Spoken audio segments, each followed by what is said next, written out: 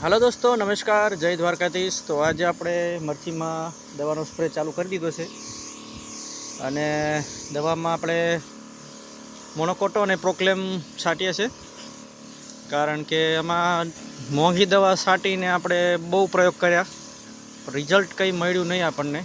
જોઈ શકો છો, આ બધી કોકેડ એવી ને એવી છે, વાયરસ પણ એવો ને એવો છે.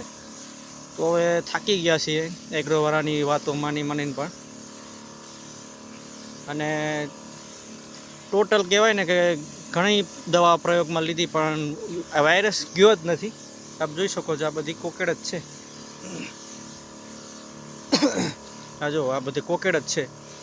તો ટોટલ કહીએ ને કે ખર્ચો ને મહેનત માથે પડે એવું છે. આમાં મરચી સરસ છે, પરંતુ દવા આપણે જેના માટે મોંઘી યુઝ કરીએ છીએ એમાં કોઈ આપણને રિઝલ્ટ મળતું નથી. એટલે હવે આપણે સાદા રાઉન્ડ ઉપર આવી ગયા છે. એટલે મોનોકોટો, પ્રોક્લેમ છે અને સાયપરપ્રોફેનો છે, એવી દવાનો સ્પ્રે આપણે છેલ્લા 2 અઠવાડિયાથી કરીએ છીએ.